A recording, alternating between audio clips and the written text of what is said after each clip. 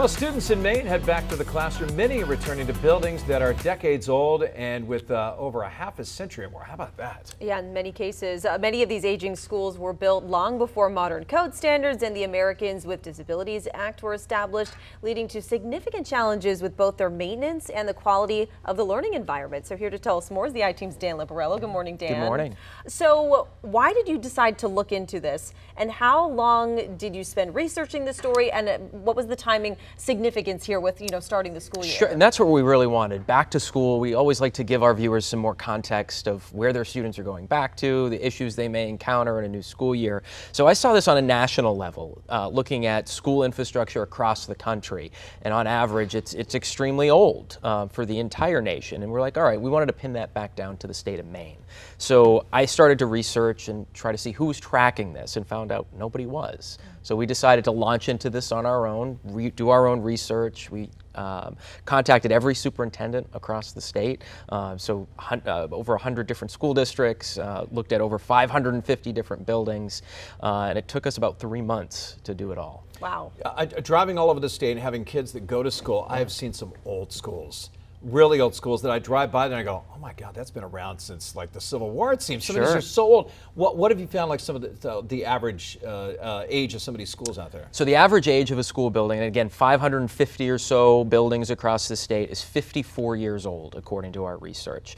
But then you look at the decades that some of these schools were built, and the majority, over 115, were built between 1950 and 1960, that big baby boomer era, when you had a lot of kids going to these schools. There was a big boom in building, so that's what we're seeing. Those legacy schools are still around. But as you mentioned, Jeff, I mean, there are schools that are pre-1900.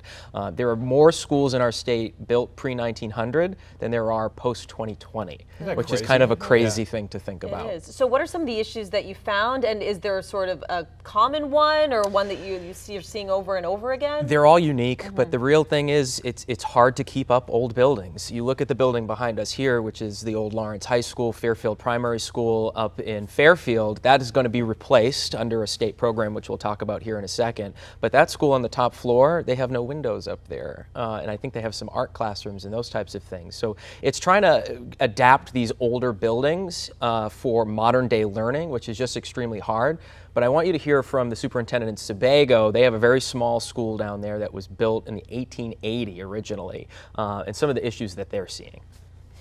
And we have some life, health, safety, compliance issues that we need to deal with, and not in another decade or so. How does this facility create the support system for the teachers to reach students a quarter of the way into the 21st century?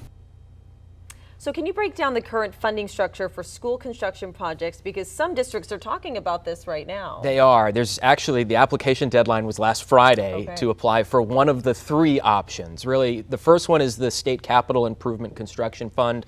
That has some millions of dollars available that the state either partially covers or fully covers a new school or renovation. Then there's the revolving renovation fund, which is also state run, but that's a $2 million cap, and it's for new things like a roof or new windows, energy efficient lighting, not a full addition or anything like that. And then if you don't qualify for either of those, or you apply and you're way down on the list, you end up having to go to your local tax base. And what we're seeing across the state is a lot of school districts, their tax base is tapped out, if you will. We saw quite a few different districts this year that voted down their even regular budget for their district. So asking for a new building on top of that is a struggle for a lot of these districts. It's tough to find middle ground, because so often it's not a tax rate of going up like 2 or 3%. They're asking for an increase of like 10 or 12. Sure. And that's why I think you saw a lot of the communities vote these down. How can we find middle ground on this?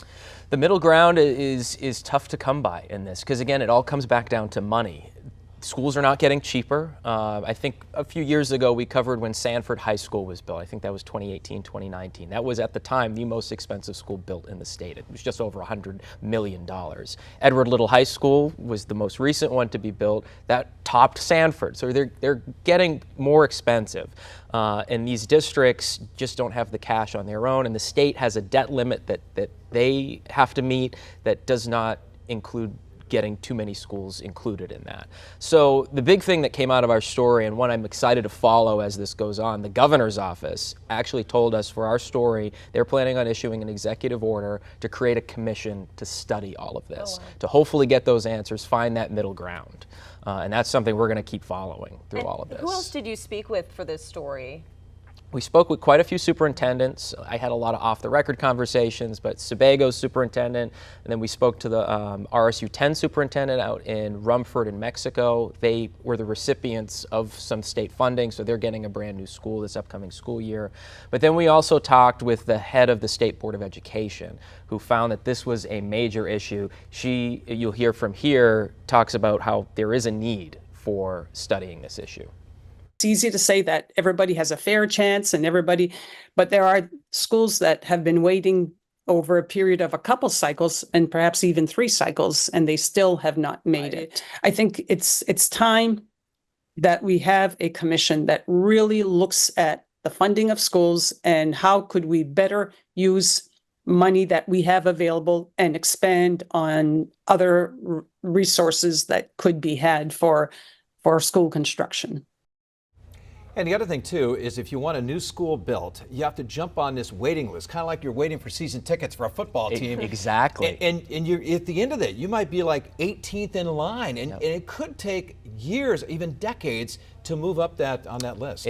Decades is right. We're starting to see the application process get more spread out, and fewer schools are getting approved. So this last time, only 9 schools. The one before that, it was 16. Wow. So it's costing more. Right. There's more demand. All of that hopefully going to be studied when this executive order gets issued. All right, and tell us about this QR code. Yeah, so if you have your phone out, scan that right now. If you're interested in how old the schools are in your community school, we have that all on our website, searchable database, really easy to follow, and hopefully that can spur some conversations. And one of the most popular items on our website, too, I mean, we're having the Cape Elizabeth schools. They've been going back and forth. Sure. So many school districts trying to decide, renovate, build a new one, and trying to get the taxpayers to approve, the money to build them. So it's really a complicated issue and one that we're going to continue to follow because it's not going away. Right, we got concerned parents out there, Absolutely. too, right?